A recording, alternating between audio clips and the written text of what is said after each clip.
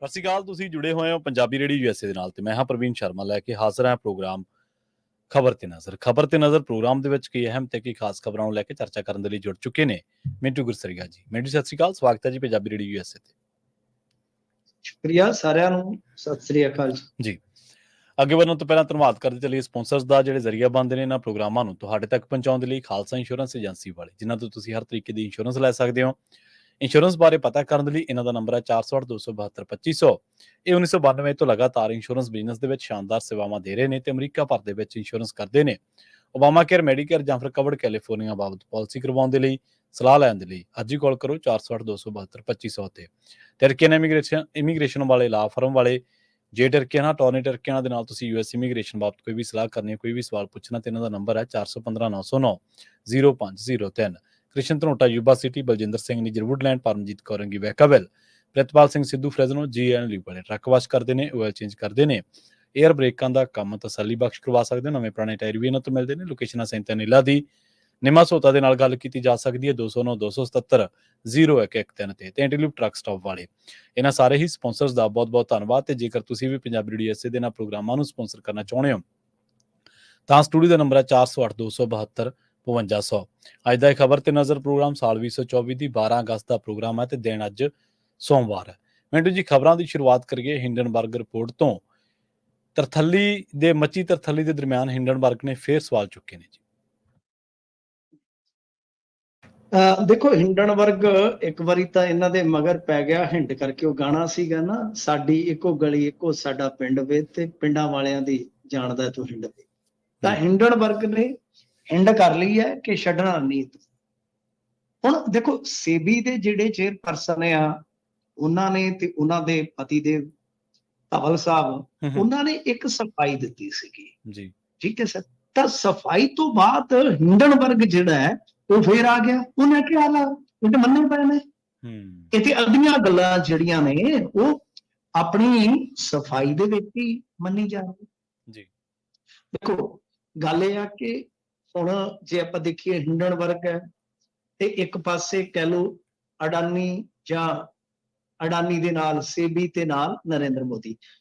ਗੱਲ ਇਹ ਆ ਕਿ ਇਸ ਚੀਜ਼ ਨੂੰ ਜੇ ਆਪਾਂ ਥੋੜਾ ਜਿਹਾ ਡਿਟੇਲ ਨਾਲ ਸਮਝ ਲਈਏ, ਡਿਟੇਲ ਨਾਲ ਵੀ ਨਹੀਂ, ਬਸ ਇਹ ਆ ਕਿ ਸੇਬੀ ਨੇ ਜਦੋਂ ਪਿਛਲੀ ਰਿਪੋਰਟ ਜਾਰੀ ਕੀਤੀ ਸੀ ਉਹਦੇ ਚ ਉਹਦਾ ਦਾਅਵਾ ਸੀਗਾ ਕਿ ਅਸਲ ਦੇ ਵਿੱਚ ਵਿਨੋਦ ਅਡਾਨੀ ਬਾਹਰ ਬੈਠਾ ਜਿਹੜਾ ਹੈ ਉਹ ਕੁਝ ਆਫਸ਼ੋਰ ਕੰਪਨੀਆਂ ਦੇ ਜ਼ਰੀਏ ਸ਼ੇਅਰਾਂ ਦੀ ਕਹਿ ਲਓ ਕਿ ਬਈ ਮੈਨੂਪੂਲੇਸ਼ਨ ਜਿਹੜੀ ਹੈ ਉਹ ਕਰਦਾ ਹੈ। ਕਹਿਣ ਦਾ ਮਤਲਬ ਉਹ ਕਿਵੇਂ ਕਿ ਬਈ ਇਹ ਕੀ ਕਰਦੇ ਆ ਕਿ 75% ਹੋਲਡਿੰਗ ਹੁੰਦੀ ਹੈ ਮੈਕਸਿਮਮ, ਜੋ ਵੀ ਕੰਪਨੀ ਹੁੰਦੀ ਉਹਦੀ 75%, ਯਾਨੀ 100 ਸ਼ੇਅਰ ਹੈ, 100 ਚੋਂ 75 ਹੀ ਰੱਖ ਸਕਦੇ ਆ। ਤਾਂ ਇਹ ਕੀ ਕਰਦੇ ਸੀਗੇ ਕਿ 75 ਤੋਂ ਵੀ ਵੱਧ ਜਾ ਕੇ 10-15 ਹੋਰ ਖਰੀਦ ਲੈਂਦੇ ਆਪ ਹੀ।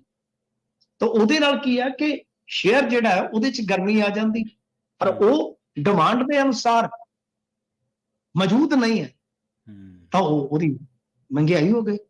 ਸਮਝ ਗਏ ਨਾ ਫੰਡਾ ਸੀ ਨੰਬਰ 1। ਜੇ ਸਿਲਸਿਲੇਵਾਰ ਤਰੀਕੇ ਨਾਲ ਜੋੜੋਗੇ ਨਹੀਂ ਤੇ ਫਿਰ ਕੀ ਆ, ਖਲਾਰਾ ਜ਼ਿਆਦਾ ਪੈ ਜਾਂਦਾ। ਅੱਛਾ, ਉਸ ਤੋਂ ਬਾਅਦ ਸੇਬੀ ਨੇ ਜਾਂਚ ਕੀਤੀ ਜੀ।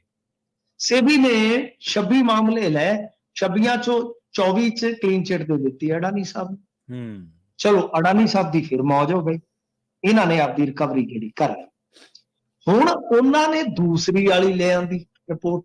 ਉਹ ਰਿਪੋਰਟ ਉਹਦੇ ਚ ਕੀ ਆ, ਉਹਦੇ ਚ ਇਹੋ ਆ ਕਿ ਜਿਹੜਾ ਪੈਸਾ ਉਹ ਆ ਰਿਹਾ ਸੀਗਾ ਸ਼ੇਅਰਾਂ ਨੂੰ ਮਤਲਬ ਗਰਮ ਕਰਨ ਵਾਸਤੇ, ਕਹਿ ਲਓ ਕਿ ਜੋ ਇਹ ਕਰਦੇ ਸੀਗੇ ਸ਼ੇਅਰਾਂ ਨੂੰ ਮੈਨੂਪੂਲੇਟ ਕਰਦੇ ਸੀਗੇ ਜਿਸ ਤਰੀਕੇ ਦੇ ਨਾਲ ਕਿ ਜਿਹੜੀ ਸੇਬੀ ਦੀ ਚੇਅਰਪਰਸਨ ਆ ਉਹਦਾ ਪੈਸਾ ਵੀ ਵਿੱਚ ਲੱਗਾ।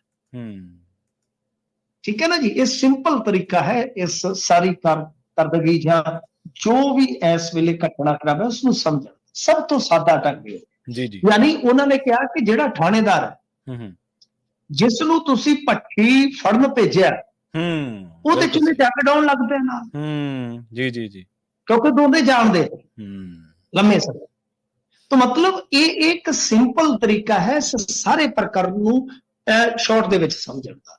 ਤਾਂ ਉਹਨਾਂ ਨੇ ਫਿਰ ਜੋ ਡਾਕੂਮੈਂਟ ਜਾਰੀ ਕੀਤੇ ਉਹਦੇ ਤੇ ਸਫਾਈ ਦਿੱਤੀ ਚੇਅਰਪਰਸਨ ਨੇ। ਜਿਹੜੀ ਉਹ ਸਫਾਈ ਦਿੱਤੀ ਉਸ ਨੂੰ ਕਾਊਂਟਰ ਕੀਤਾ ਹਿੰਡਨਬਰਗ ਨੇ ਜੀ। ਬਿਲਕੁਲ, ਹੁਣ ਕਾਊਂਟਰ ਕੀਤਾ ਜਿਹੜਾ ਉਹਦੇ ਵਿੱਚ ਦੇਖੋ ਹਿੰਡਨਬਰਗ ਦੋਸ਼ ਲਾ ਰਿਹਾ, ਡਾਕੂਮੈਂਟ ਜਿਹੜੇ ਆ ਰਿਲੀਜ਼ ਕਰ ਰਿਹਾ, ਇਧਰੋਂ ਸੇਬੀ ਚੇਅਰਪਰਸਨ ਉਹ ਆਪਣਾ ਬਚਾਅ ਕਰ ਰਿਹਾ। ਯਾਨੀ ਕੁੱਲ ਮਿਲਾ ਕੇ ਆਪਾਂ ਕਹਿ ਸਕਦੇ ਹਾਂ ਕਿ ਉਹ ਕਹਿ ਰਿਹਾ ਕਿ ਇਹ ਝੂਠੇ, ਉਹ ਕਹਿ ਰਿਹਾ ਕਿ ਇਹ ਝੂਠੇ। ਪਰ ਜੋ ਇਹਨਾਂ ਨੇ ਮਤਲਬ ਕਿ ਸਫਾਈ ਪੇਸ਼ ਕੀਤੀ ਹੈ ਉਹਨੂੰ ਥੋੜਾ ਜਿਹਾ ਸਮਝ ਲਓ। ਇਹ ਕਹਿੰਦੇ ਆ ਕਿ 2010 ਤੋਂ 19 ਦੇ ਦਰਮਿਆਨ ਯੂਨੀਲੀਵਰ ਦੇ ਵਿੱਚ ਕੰਮ ਕਰਦੇ ਆ, ਲੰਡਨ ਤੇ ਸਿੰਗਾਪੁਰ ਚ ਰਹੇ ਤਾਂ ਬਾਅਦ ਵੀ 11 ਤੋਂ 17 ਦੇ ਵਿੱਚ ਸਿੰਗਾਪੁਰ ਦੀ ਇੱਕ ਪ੍ਰਾਈਵੇਟ ਇਕੁਇਟੀ ਫੰਡ ਫਿਰ ਸੁਤੰਤਰ ਕੰਸਲਟੈਂਟ ਰਹੀ ਆ। ਹਿੰਡਨਬਰਗ ਨੇ ਜਿਸ ਨਿਵੇਸ਼ ਦੀ ਗੱਲ ਕੀਤੀ ਹੈ ਯਾਨੀ ਇਨਵੈਸਟਮੈਂਟ ਦੀ ਗੱਲ ਕੀਤੀ ਹੈ, ਇਹ ਜੋੜਾ 2015 ਚ ਹੀ ਸ਼ੁਰੂ ਹੋਇਆ। ਮਤਲਬ ਕਿ ਉਹ 2015 ਤੱਕ ਕੀਤਾ ਸੀ, ਉਸ ਤੋਂ ਬਾਅਦ ਕੀਤਾ ਹੀ ਨਹੀਂ। ਠੀਕ ਹੈ। 2017 ਚ ਮਾਧਵੀ ਸੇਬੀ ਚ ਆ ਗਏ। ਇਹ ਜਿਹੜਾ ਇਨਵੈਸਟਮੈਂਟ ਹੋਇਆ ਸੀਗਾ, ਧਵਲ ਨੇ ਬਚਪਨ ਦੇ ਦੋਸਤ ਅਨਿਲ ਅਹੂਜਾ ਦੀ ਸਲਾਹ ਤੇ ਕੀਤਾ, ਜੋ ਉਹਦੇ CIO ਸੀਗੇ।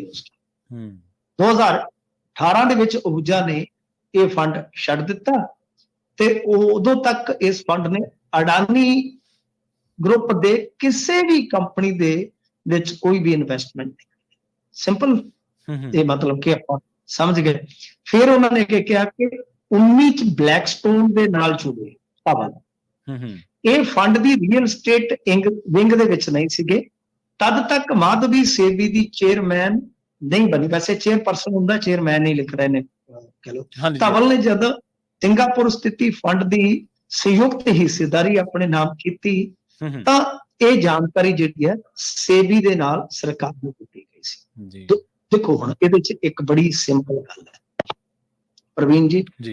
ਹੁਣ ਇੱਕ ਚੀਜ਼ ਤੁਸੀਂ ਵੇਖੋ, ਅੱਛਾ ਜਿਹੜੇ ਅਤਕਾਰ ਦੇ ਆਪਾਂ ਆਈ ਉੱਤੇ ਕਿ ਜੋ ਇਲਜ਼ਾਮ ਨੇ ਉਹ ਕੀ ਆ ਮਤਲਬ ਕਿ ਸ਼ੇਰਾਂ ਦੇ ਨਾਲ ਛੇੜਛਾੜ। ਦੂਸਰਾ ਕਿ ਸੇਬੀ ਦੀ chairperson the conflict of interest. ਹੁਣ ਤੁਸੀਂ ਕਿਸੇ ਧਿਰ ਵੱਲ ਨਾ ਖਲੋਵੋ, ਵਿਚਾਲੇ ਖਲੋ ਕੇ ਸੋਚੋ ਕਿ ਇਹ ਜਿਹੜੀ ਸਫਾਈ ਮੈਂ ਤੁਹਾਨੂੰ ਕੋਟ ਕੀਤੀ ਹੈ ਉਹਦੇ ਵਿੱਚ ਹੀ ਇੱਕ ਗੱਲ ਮੰਨੀ ਜਾ ਰਹੀ ਹੈ। ਅਨਿਲ ਅਹੂਜਾ ਕੌਣ ਹੈ? ਜਿਹੜਾ ਅਡਾਨੀ ਇੰਟਰਪ੍ਰਾਈਜ਼ਸ ਦਾ ਡਾਇਰੈਕਟਰ ਰਿਹਾ ਹੈ। ਹੁਣ ਇਹ ਕਹਿ ਰਹੇ ਆ ਕਿ 18 ਤੱਕ ਅਹੂਜਾ ਨੇ ਇਹ ਫੰਡ ਛੱਡ ਦਿੱਤਾ ਸੀ, ਮਤਲਬ ਕਿ 18 ਚ ਉਹ ਜਿਹੜਾ ਛੱਡਿਆ। ਹੁਣ ਤੁਸੀਂ ਇੱਕ ਚੀਜ਼ ਦੇਖੋ ਪ੍ਰਵੀਨ ਜੀ, ਇਹ ਤੇ ਆਪ ਹੀ ਕਨਫੈਸ ਕਰ ਰਹੇ ਨੇ ਕਿ ਅਸੀਂ ਅਡਾਨੀ ਦੇ ਖਾਸ ਬੰਦੇ ਦੇ ਖਾਸ ਆ। ਯਾਨੀ ਅਡਾਨੀ ਨਾਲ ਲਿੰਕ ਸਥਾਪਿਤ ਹੁੰਦਾ ਜੀ। ਸਮਝੇ ਨਾ ਤੁਸੀਂ? ਉਹ ਆਪ ਮੰਨ ਰਹੇ। ਮੈਂ ਉਹਨਾਂ ਦੀ ਸਟੇਟਮੈਂਟ ਜਿਹੜੀ ਆ 2 ਪੰਨਿਆਂ ਦੀ ਉਹ ਡਾਊਨਲੋਡ ਕੀਤੀ ਆ, ਤੁਸੀਂ ਵੀ ਪੜ੍ਹ ਲੈਣਾ। ਉਹਦੇ ਚ ਸ਼ੁਰੂਆਤ ਹੀ ਉਹਨਾਂ ਨੇ ਲਿਖ ਰੱਖਿਆ ਵਾ। ਤਾਂ ਯਾਨੀ ਅਡਾਨੀ ਕੋਈ ਇਹਨਾਂ ਲਈ ਅਣਪਛਾਤਾ ਨਹੀਂ ਹੈ। ਇਹਨਾਂ ਦਾ ਲੰਗੋਟੀਆ ਯਾਰ, ਜਿਗਰੀ ਯਾਰ ਉੱਥੇ ਹੈ, ਉੱਥੇ ਰਿਹਾ। ਡਾਇਰੈਕਟਰ ਕੋਈ ਛੋਟਾ ਨਹੀਂ ਹੁੰਦਾ। ਤਾਂ ਫਿਰ ਕੀ ਗਰੰਟੀ ਹੈ ਕਿ ਫੇਵਰ ਨਾ ਗਈ? ਬਿਲਕੁਲ ਸਹੀ ਹੈ ਜੀ। ਦੂਜੀ ਚੀਜ਼ ਕਿ 2 ਵਾਰੀ ਅਡਾਨੀ ਸਾਹਿਬ ਚੇਅਰਪਰਸਨ ਬੀਬੀ ਦੇ ਨਾਲ ਮੁਲਾਕਾਤ ਕਰਦੇ ਆ। ਹੁਣ ਚੇਅਰਪਰਸਨ ਹੋਣ ਤੋਂ ਬਾਅਦ ਕਦੇ ਅੰਬਾਨੀ ਨਹੀਂ ਮਿਲੇ,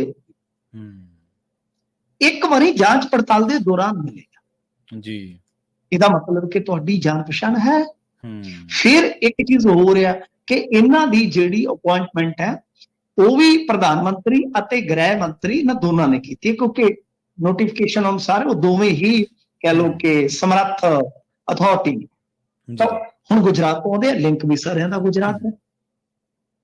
ਤਾਂ ਮਤਲਬ ਕਿ ਇਸ ਤਰ੍ਹਾਂ ਹੈ ਕਿ ਹੁਣ ਜਿਹੜਾ ਕਾਊਂਟਰ ਕੀਤਾ ਸੇਬੀ ਨੇ, ਉਹਨਾਂ ਨੇ ਕਿਹਾ ਕਿ ਤੁਸੀਂ ਜਿਹੜੀ ਗੱਲ ਕਹਿ ਰਹੇ ਹੋ ਕਿ ਦੋਨਾਂ ਜਿਹੜੀਆਂ ਉਹ ਹੈਗੀਆਂ ਸੀ ਮਤਲਬ ਕਿ ਸਲਾਹਕਾਰ ਕੰਪਨੀਆਂ ਜਿਹੜੀਆਂ ਕਿ ਜਿਹਦੀਆਂ 2 ਯੂਨਿਟਾਂ ਸੀ, ਇੱਕ ਇੰਡੀਆ 'ਚ ਇੱਕ ਸਿੰਗਾਪੁਰ 'ਚ, ਉਹ ਕਹਿੰਦੇ ਤੁਸੀਂ ਕਹਿ ਰਹੇ ਹੋ ਕਿ 17 'ਚ ਸੇਬੀ ਦੇ ਨਿਯੁਕਤ ਹੁੰਦਿਆਂ ਚੇਅਰਪਰਸਨ ਬੀਬੀ ਜਿਹੜੀ ਉਹਨਾਂ 'ਚੋਂ ਹਟ ਗਈ ਸੀ। ਆ ਦੇਖੋ ਹੁਣ ਇਹ ਇੱਕ ਨੋਟੇਬਲ ਚੀਜ਼ ਆ। ਉਹ ਕਹਿੰਦੇ ਆ ਕਿ ਤੁਸੀਂ ਕਹਿ ਰਹੇ ਹੋ ਕਿ 2017 'ਚ ਸੇਬੀ ਦੇ ਵਿੱਚ ਨਿਯੁਕਤ ਹੁੰਦਿਆਂ ਉਹ ਹਟ ਗਏ ਸੀ, ਪਰ ਕਹਿੰਦੇ ਕਿ ਮਾਰਚ 2024 ਤੱਕ ਸ਼ੇਅਰ ਹੋਲਡਿੰਗ ਉਹ ਰਹੇ ਜੀ। ਅਗੋਰਾ ਐਡਵਾਈਜ਼ਰੀ ਦੇ ਵਿੱਚ ਮਾਧਵੀ ਜੀ ਦੀ 99% ਹਿੱਸੇਦਾਰੀ ਸੀ। ਡਾਕੂਮੈਂਟ ਉਹਨਾਂ ਨੇ ਫਿਰ ਪਾਤਾ, ਯਾਦ ਚੱਕੋ। ਇਹ ਤਾਂ ਮਾਰਚ ਤੱਕ ਵੀ, ਯਾਨੀ ਇਸ ਮਾਰਚ 24 ਤੱਕ ਵੀ ਇੱਕ ਕੰਪਨੀ ਦੇ 99% ਹਿੱਸੇਦਾਰ ਉਹ ਵੀ ਇੰਡੀਆ 'ਚ। ਤਾਂ ਫਿਰ ਇਹ ਇੱਕ ਬਹੁਤ ਵੱਡਾ ਸਿਆਪਾ ਪੈ ਗਿਆ। ਫਿਰ ਇਸ ਤੋਂ ਇਲਾਵਾ ਉਹ ਕਹਿੰਦੇ ਆ ਕਿ ਦੇਖੋ ਗੱਲ ਇਹ ਆ ਕਿ 2017 'ਚ ਇਹ ਸੇਬੀ 'ਚ ਆ ਗਿਆ ਸੀ, ਪਰ ਗੱਲ ਕੀ ਹੈ ਕਿ 16 ਮਾਰਚ 22 ਤੱਕ ਅਗੋਰਾ ਪਾਰਟਨਰਸ ਸਿੰਗਾਪੁਰ ਦੀ ਜਿਹੜੀ 100% ਇਹਨਾਂ ਦੇ ਕੋਲ ਮਾਲਕੀਅਤ ਸੀਗੀ, ਚੇਅਰਪਰਸਨ ਬੀਬੀ ਕੋਲ, ਤਾਂ ਉਹ ਇਹਨਾਂ ਨੇ 2 ਹਫ਼ਤਿਆਂ ਬਾਅਦ ਆਪਣੇ ਪਤੀ ਨੂੰ ਟ੍ਰਾਂਸਫਰ ਕੀਤੀ ਹੈ। ਠੀਕ ਹੈ, ਇੱਥੇ ਵੀ ਫਸਦੀ ਕਿਉਂ? ਕਿਉਂਕਿ 22 ਚੋਂ ਬਣੀ ਹੈ ਚੇਅਰਪਰਸਨ, ਬਟ ਇਹ ਨਾ ਭੁੱਲੋ ਕਿ ਉਹ 17 ਚ ਹੀ ਸੇਬੀ ਦੀ ਮੈਂਬਰ ਬਣ ਚੁੱਕੀ ਸੀਗੀ, ਫੁੱਲ ਟਾਈਮ ਮੈਂਬਰ। ਤਾਂ ਕੌਨਫਲਿਕਟ ਤੁਹਾਨੂੰ ਪਤਾ ਹੀ ਆ, ਉਹ ਕਿਤੇ ਨਾ ਕਿਤੇ ਹਿੱਤਾਂ ਦਾ ਟਕਰਾਅ ਤੇ ਫਿਰ ਸਾਫ਼ ਸਪਸ਼ਟ ਜਿਹੜਾ ਨਜ਼ਰ ਆਉਂਦਾ। ਪਰ ਇੱਕ ਗੱਲ ਹੋਰ ਵੀ ਸਾਫ਼ ਨਜ਼ਰ ਆਉਂਦੀ ਹੈ ਕਿ ਜਦ ਤੱਕ ਨਰਿੰਦਰ ਮੋਦੀ ਹਨ ਤਦ ਤੱਕ ਅਡਾਨੀ ਨੂੰ ਕੁਛ ਨਹੀਂ ਹੋਏਗਾ। ਪਰ ਰੌਲਾ ਇਹ ਆ ਕਿ ਅਡਾਨੀ ਇੰਨਾ ਤਾਕਤਵਰ ਸਰਮਾਏਦਾਰ ਹੈ ਕਿ ਦੇਖੋ ਉਹਨੂੰ ਕੋਈ ਫਰਕ ਨਹੀਂ ਪੈਂਦਾ, ਉਹਦੀ ਰਿਕਵਰੀ ਫੇਰ ਹੋ ਜਾਏਗੀ। ਅੱਜ ਉਹਦੇ ਸ਼ੇਅਰ ਜ਼ਰੂਰ ਟੁੱਟੇ ਆ, 10 ਹੀ ਕੰਪਨੀਆਂ ਜਿਹੜੀਆਂ ਲਿਸਟਡ ਨੇ ਸਾਰੀਆਂ ਦੇ ਸ਼ੇਅਰ ਡਿੱਗੇ ਆ, ਉਹ ਰਿਕਵਰੀ ਹੋ ਜਾਏਗੀ। ਬਟ ਇਹ ਆ ਕਿ ਇੰਨਾ ਵੱਡਾ ਸਰਮਾਏਦਾਰ ਜੇ ਇੱਕ ਦਿਨ ਫਰਜ਼ ਕਰੋ, ਇਹ ਤਾਂ ਆਪਾਂ ਗੱਲ ਕਰ ਰਹੇ ਹਾਂ ਦੋਸ਼ਾਂ ਦੀ, ਪ੍ਰਵੀਨ ਜੀ, ਜਿਸ ਦਿਨ ਮੰਨ ਲਓ ਇਹ ਦੋਸ਼ ਸਾਬਤ ਹੋ ਗਿਆ, ਸਰਕਾਰ ਬਦਲ ਗਈ, ਤਾਂ ਜਿਸ ਬੰਦੇ ਦੇ ਕੋਲ ਮਾਰਕੀਟ ਦਾ ਇੱਕ ਤਰ੍ਹਾਂ ਨਾਲ ਕਹਿ ਲਓ ਕਿ ਬਈ ਇੰਨਾ ਸਰਮਾਇਆ ਹੈ ਕਿ ਉਹਦੇ ਨਾਲ ਹੀ ਪਤਾ ਨਹੀਂ ਕਿੰਨੇ ਹਜ਼ਾਰਾਂ ਲੱਖਾਂ ਇਨਵੈਸਟਰ ਡੁੱਬ ਜਾਣਗੇ ਜਾਂ ਅਰਥ ਵਿਵਸਥਾ ਦਾ ਇੱਕ ਹਿੱਸਾ ਡੁੱਬ ਜਾਏ, ਤਾਂ ਇਹ ਇੱਕ ਵੱਡਾ ਕਹਿ ਲਓ ਕਿ ਚਿੰਤਾਜਨਕ ਪਹਿਲੂ ਹੈ ਇਸ ਕਹਾਣੀ ਦਾ। ਬਾਕੀ ਹਿੰਡਨਬਰਗ ਤੇ ਜੋ ਇਹਨਾਂ ਦੀ ਤਕਰਾਰਬਾਜ਼ੀ ਚੱਲਦੀ ਹੈ ਉਹਦੇ ਚ ਜੋ ਅਗਾਂਹ ਹੋਊਗਾ ਦੇਖੀ ਜਾਊਗੀ। ਪਰ ਮੇਰੇ ਖਿਆਲ ਦੇ ਨਾਲ ਇੰਡੀਆ ਨੂੰ ਇਹ ਕਰਨਾ ਚਾਹੀਦਾ ਕਿ ਜਾਂਚ ਪੜਤਾਲ ਕਰੋ। ਇੰਟਰਨੈਸ਼ਨਲੀ ਬਹੁਤ ਬਦਨਾਮੀ ਹੋ ਰਹੀ ਹੈ, ਜਾਂਚ ਪੜਤਾਲ ਵੀ ਹੁਣ ਸੇਬੀ ਤਾਂ ਕਰ ਨਹੀਂ ਸਕਦੀ ਕਿਉਂਕਿ ਅਡਾਨੀ ਦੀ ਜਾਂਚ ਵਾਸਤੇ ਸੇਬੀ ਲਾਈ, ਉਹਨਾਂ ਨੇ ਸੇਬੀ ਨੂੰ ਹੀ ਕਹਿ ਲਓ ਕਿ ਵੈਸਿਓ ਦਿੱਤਾ।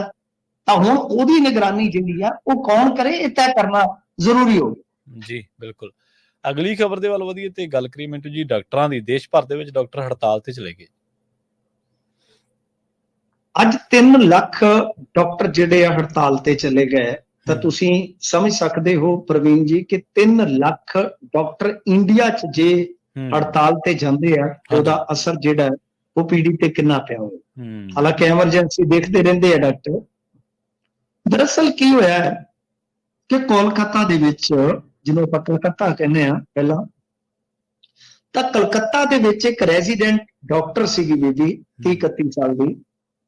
ਉਸ ਦੇ ਨਾਲ ਜਿਹੜਾ ਇੱਕ ਮੈਡੀਕਲ ਕਾਲਜ ਸੀ ਜਿੱਥੇ ਉਹ ਨਿਯੁਕਤ ਸੀ, ਰਾਤ ਨੂੰ ਇੱਕ ਦਰਿੰਦੇ ਨੇ ਬਹੁਤ ਬੇਰਹਿਮੀ ਦੇ ਨਾਲ, ਜਿਹੜਾ ਪੋਰਨ ਐਡਿਕਟਡ ਸੀਗਾ, ਇਹ ਵੀ ਇੱਕ ਐਡਿਕਸ਼ਨ ਹੈ ਪ੍ਰਵੀਨ ਜੀ, ਪੂਰੇ ਸੰਸਾਰ ਦੇ ਵਿੱਚ ਬਹੁਤ ਤੇਜ਼ੀ ਨਾਲ ਇਹ ਐਡਿਕਸ਼ਨ ਫੈਲ ਰਹੀ ਹੈ। ਕਦੇ ਇਹਦੇ ਤੇ ਵੀ ਗੱਲ ਕਰਾਂਗੇ ਖੁੱਲ੍ਹ ਕੇ। ਇਹ ਬਹੁਤ ਗੰਦੀ ਐਡਿਕਸ਼ਨ ਹੈ।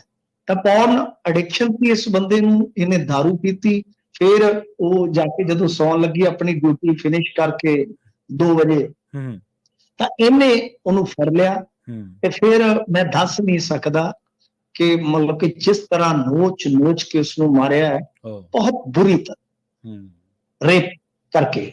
ਬਾਅਦ ਦੇ ਵਿੱਚ ਇਹ ਫੜਿਆ ਗਿਆ ਕਿਉਂਕਿ ਉੱਥੇ ਕਿਤੇ ਘਟਨਾ ਵਾਲੀ ਥਾਂ ਤੇ ਨਾ ਆ ਜਿਹੜੇ ਹੈਡਫੋਨ ਜੇ ਹੁੰਦੇ ਆ, ਉਹਦਾ ਇੱਕ ਹਿੱਸਾ ਟੁੱਟਿਆ ਸੀਗਾ ਤੇ CCTV 'ਚ ਦਿਖ ਗਿਆ ਕਿ ਉਹ ਹੈਡਫੋਨ ਹੀ ਲਟਕਾਇਆ ਹੋਇਆ ਸੀ। ਇਹਨੂੰ ਫੜ ਲਿਆ। ਹਾਲਾਂਕਿ ਇਹ ਮੰਨਿਆ ਕਿ ਮੈਂ ਇਹ ਕੰਮ ਕਰਨ ਤੋਂ ਪਹਿਲਾਂ ਹਸਪਤਾਲ ਦੇ ਪਿਛਲੇ ਹਿੱਸੇ 'ਚ ਸ਼ਰਾਬ ਪੀਤੀ ਸੀ। ਤਾਂ ਖੈਰ ਉਸ ਤੋਂ ਬਾਅਦ ਫਿਰ ਡਾਕਟਰਾਂ ਦੇ ਵਿੱਚ ਰੋਹ ਆ। ਇਸ ਘਟਨਾ ਨੂੰ ਸੁਣ ਕੇ ਆਪਣੇ ਵਰਗਾ ਬੰਦਾ ਵੀ ਗੁੱਸੇ 'ਚ ਆ ਜਾਏਗਾ, ਮਨ ਝੰਜੋੜਿਆ ਜਾਂਦਾ। ਤਾਂ ਹੁਣ ਡਾਕਟਰਾਂ ਨੇ ਆਪਣੀ ਸਿਕਿਉਰਿਟੀ ਨੂੰ ਲੈ ਕੇ, ਨਿਆਂ ਨੂੰ ਲੈ ਕੇ ਸਾਰਾ ਕੁਛ ਜਿਹੜਾ ਉਹ ਵੇਖਣ ਵਾਸਤੇ ਇਹਨਾਂ ਨੇ ਹੜਤਾਲ ਕੀਤੀ ਸੀਗੀ। ਅੱਜ ਜਿਹੜੀ ਬੀਬੀ ਮਮਤਾ ਬੈਨਰਜੀ ਆ ਉਹ ਗਈ ਵੀ ਆ, ਪੀੜਤਾ ਦੇ ਘਰ ਵੀ ਗਈ ਆ। ਉਸਨੇ ਆਖਿਆ ਕਿ ਅਸੀਂ ਸਪੀਡੀ ਟ੍ਰਾਇਲ ਕਰਾਂਗੇ, ਜੇ ਜ਼ਰੂਰਤ ਪਈ ਕੋਰਟ ਨੇ ਸਮਝਿਆ ਤਾਂ ਅਸੀਂ ਫਾਂਸੀ ਲਟਕਾਉਣ ਤੋਂ ਵੀ ਬਾਜ ਨਹੀਂ ਆਵਾਂਗੇ। ਚਾਹੇ ਮੈਂ ਪਰਸਨਲੀ ਫਾਂਸੀ ਦੀ ਸਜ਼ਾ ਦੇ ਹੱਕ 'ਚ ਨਹੀਂ। ਜੀ ਤਾਂ ਮਤਲਬ ਕਿ ਇਸ ਤਰ੍ਹਾਂ ਦੇ ਬਿਆਨ ਵੀ ਦਿੱਤੇ ਆ। ਤਾਂ ਕੁੱਲ ਮਿਲਾ ਕੇ ਆਪਾਂ ਆਖ ਸਕਦੇ ਹਾਂ ਕਿ ਇਹ ਇੱਕ ਦਰਿੰਦਗੀ ਦੇ ਵਿਰੋਧ ਦੇ ਵਿੱਚ ਆ। ਹੁਣ ਆਪਾਂ ਰੈਜ਼ੀਡੈਂਟ ਡਾਕਟਰ ਜਿਹੜੇ ਆ ਆਪਣੀ ਸਿਕਿਉਰਿਟੀ ਨੂੰ ਲੈ ਕੇ ਜਾਂ ਆਪਣੇ ਸਾਥੀ ਨਾਲ ਜੋ ਦਰਿੰਦਗੀ ਹੋਈ ਉਹਨੂੰ ਲੈ ਕੇ ਹੜਤਾਲ ਤੇ ਗਏ ਆ, ਉਹ ਤਾਂ ਆਪਾਂ ਉਹਨਾਂ ਨੂੰ ਕੁਝ ਕਹਿ ਨਹੀਂ ਸਕਦੇ, ਪਰ ਅਪੀਲ ਜ਼ਰੂਰ ਕਰ ਸਕਦੇ ਆ ਕਿ ਠੀਕ ਆ ਇਹ ਹੈ, ਪਰ ਇਹ ਬਹੁਤ ਵੱਡੀ ਤਾਦਾਦ ਆ, ਇਹਨਾਂ ਦੀ ਆਪਣੀ ਇੱਕ ਫੈਡਰੇਸ਼ਨ ਹੈ ਨਾ, ਤਾਂ ਉਹਨਾਂ ਨੇ ਸਟ੍ਰਾਈਕ ਦੀ ਕਾਲ ਦਿੱਤੀ ਆ ਕਿ ਜ਼ਿਆਦਾ ਦੇਰ ਇਸ ਸਟ੍ਰਾਈਕ ਤੇ ਨਾ ਰਹੇ, ਕਿਉਂਕਿ ਇਨਸਾਨੀਅਤ ਦੇ ਨਾਂ ਤੇ, ਕਿਉਂਕਿ ਬਈ ਇਨਸਾਨਾਂ ਨੂੰ ਬਚਾਉਣ ਵਾਲੇ ਇਹੀ ਨੇ, ਤਾਂ ਇਹ ਲੰਮੀ ਹੜਤਾਲ ਕਰਨਗੇ ਤਾਂ ਬਹੁਤ ਮੁਸ਼ਕਲ ਹੋ ਜਾਏਗਾ। ਤਾਂ ਪਰ ਗੱਲ ਇਹ ਆ ਕਿ ਜੋ ਉਹਦੇ ਨਾਲ ਹੋਇਆ ਪੀੜਤਾਂ ਦੇ ਨਾਲ, ਤੇ ਮੈਂ ਸਮਝਦਾ ਕਿ ਬਹੁਤ ਹੀ ਦਰਿੰਦਗੀ ਦੀ ਇੰਤਹਾ ਕਹਿ ਲਓ ਪ੍ਰਵੀਨ ਜੀ, ਮੈਂ ਇੰਤਹਾ ਹੀ ਜੀ ਬਿਲਕੁਲ। ਸੁਪਰੀਮ ਕੋਰਟ ਨੇ ਸ਼ੰਭੂ ਬਾਰਡਰ ਤੇ ਵੀ ਕੋਈ ਹੁਕਮ ਦਿੱਤੇ ਨੇ ਤੇ ਸ਼ੁਭਕਰਨ ਦੀ ਜਾਂਚ ਤੇ ਵੀ ਫੈਸਲਾ ਦਿੱਤਾ ਜੀ। ਹਾਂਜੀ ਦੇਖੋ, ਜਿਹੜਾ ਤੇ ਹੈਗਾ ਨਾ ਸ਼ੁਭਕਰਨ ਦਾ ਮਾਮਲਾ, ਪਹਿਲਾਂ ਜੇ ਆਪਾਂ ਇਹਦੇ ਤੇ ਗੱਲ ਕਰੀਏ ਤਾਂ ਤੁਹਾਨੂੰ ਪਤਾ ਹੀ ਆ ਕਿ ਹਾਈ ਕੋਰਟ ਨੇ ਇੱਕ ਜਾਂਚ ਕਮੇਟੀ ਜਾਂ ਕਹਿ ਲਓ ਪੜਤਾਲੀਆ ਕਮੇਟੀ ਜਿਹੜੀ ਆ ਉਹ ਬਿਠਾਈ ਸੀ। ਤਾਂ ਉਹਦੇ ਵਿੱਚ ਕੀ ਸੀਗਾ, ਸਮਝੇ ਥੋੜਾ ਜਿਹਾ ਤਕਨੀਕੀ ਪੱਖ ਤੇ ਆ, ਤੁਹਾਨੂੰ ਗਾ ਵੀ ਇੱਕ ਸਿਸਟਮ ਦੇਵੇਗੀ। ਇੱਕ ਹੁੰਦੀ ਹੈ ਪੁਲਿਸ ਇਨਵੈਸਟੀਗੇਸ਼ਨ, ਇੱਕ ਹੁੰਦੀ ਹੈ ਕੋਰਟ, ਜਿਵੇਂ ਮੰਨ ਲਓ ਇਸ ਕਮੇਟੀ ਦੇ ਵਿੱਚ ਇੱਕ ਸਾਬਕਾ ਜੱਜ ਦੀ ਡਿਊਟੀ ਲਾਈ, ਤਾਂ ਉਹ ਇੱਕ ਤਰ੍ਹਾਂ ਨਾਲ ਜੁਡੀਸ਼ੀਅਲੀ ਜਾਂਚ ਹੋ ਜਾਂਦੀ ਹੈ।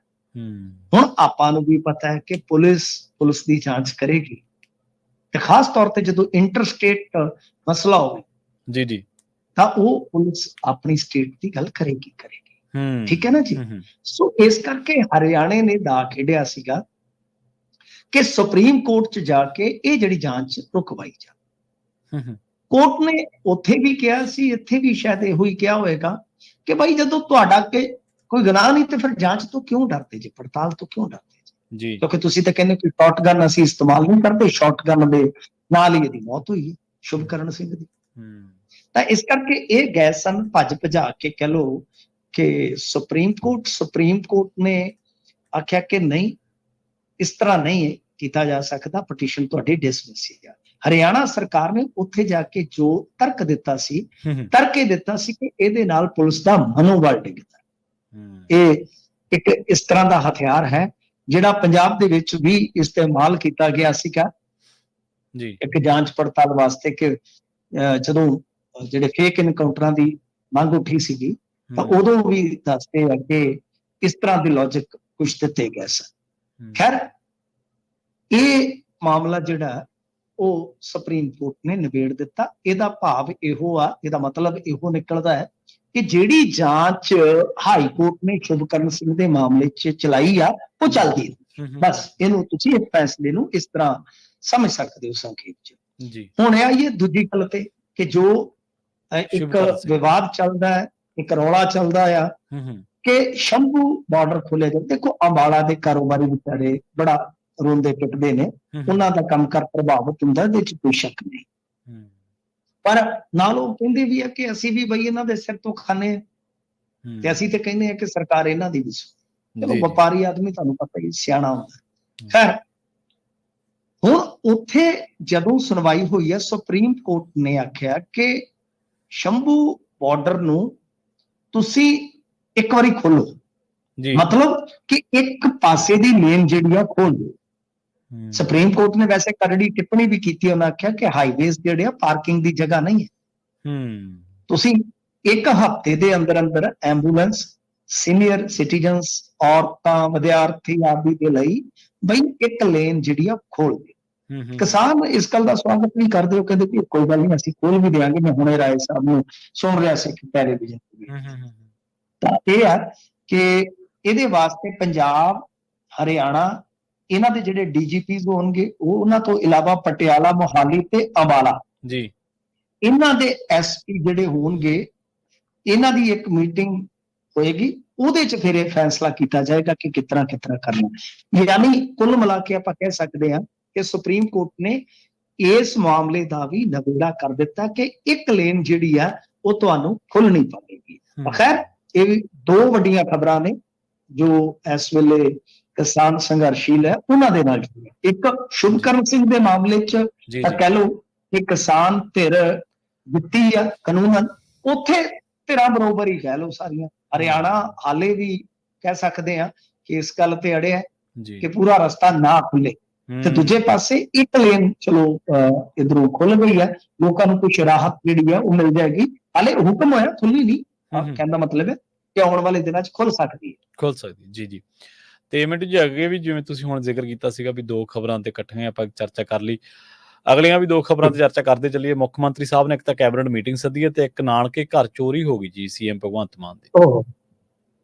ਦੇਖੋ ਮੈਂ ਅੱਗੇ ਗੱਲ ਕਰ ਰਿਹਾ ਸੀਗਾ ਕਿ ਦੋਏ ਚੀਜ਼ਾਂ ਨੇ। ਅਸੀਂ ਨਾਨਕੇ ਘਰ ਹੋਈ ਚੋਰੀ ਤੇ ਅਫਸੋਸ ਵੀ ਕਰ ਸਕਦੇ ਹਾਂ ਤੇ ਖੁਸ਼ ਵੀ ਹੋ ਸਕਦੇ। ਖੁਸ਼ ਇਸ ਕਰਕੇ ਹੋ ਸਕਦੇ ਕਿ ਕੱਲੀਆਂ ਚੋਰੀਆਂ ਚਕਾਰੀਆਂ ਲੁੱਟਾਂ ਖੋਹਾਂ ਆਮ ਬੰਦੇ ਨਾਲ ਨਹੀਂ ਹੋ ਰਹੀਆਂ, ਮੁੱਖ ਮੰਤਰੀ ਸਾਹਿਬ ਦੇ ਰਿਸ਼ਤੇਦਾਰਾਂ ਨਾਲ ਹੋ ਰਹੀਆਂ। ਮੁੱਖ ਮੰਤਰੀ ਦੇ ਰਿਸ਼ਤੇਦਾਰਾਂ ਨਾਲ ਹੀ ਨਹੀਂ, ਇੱਥੇ ਅਰਵਿੰਦ ਕੇਜਰੀਵਾਲ ਦੀ ਭੂਆ, ਸਾਡੇ ਲਾਗੇ ਜਿਹੜਾ ਸ਼ਹਿਰ ਹੈ ਨਾ ਹੋਰ, ਉੱਥੇ ਇਹਦਾ ਭੂਆ ਦਾ ਪੁੱਤ ਰਹਿੰਦਾ ਹੈ ਕੇਜਰੀਵਾਲ ਸਾਹਿਬ ਦਾ, ਜੀ ਜੀ, ਉਹਦੇ ਘਰ ਚੋਰੀ ਹੋ ਗਈ। ਉਹ ਬਾਕੀ ਤੇ ਭੱਜ ਗਏ, ਸ਼ਾਇਦ ਇੱਕ ਚੋਰ ਵੀ ਫੜ ਲਿਆ। ਮਤਲਬ ਕਿ ਚੋਰ ਨਹੀਂ ਕਿਸੇ ਨੂੰ, ਉਹ ਸਭ ਨੂੰ ਬਰੋਬਰ ਹੀ ਦੇਖ ਰਿਹਾ ਹੈ ਕਿ ਜਿੱਥੇ ਦਾ ਲੱਗਦਾ। ਤਾਂ ਚੋਰੀ ਇੰਨੀ ਆ ਕਿ ਗੱਲਾਂ ਹੀ ਕੋਈ ਤੀਆਂ ਤੋਂ ਆਈ ਜਾਂਦੀ ਆ ਔਰਤ, ਉਹਦਾ ਮੋਬਾਈਲ ਖੋ ਕੇ ਲੈ ਗਿਆ, ਕੋਈ ਵਿਚਾਰਾ ਬੰਦਾ ਸੁੱਤਾ ਪਿਆ ਉਹਨੂੰ ਲੁੱਟ ਕੇ ਲੈ ਗਿਆ। ਮਤਲਬ ਕਿ ਇੰਨੀ ਚੋਰੀ ਆ।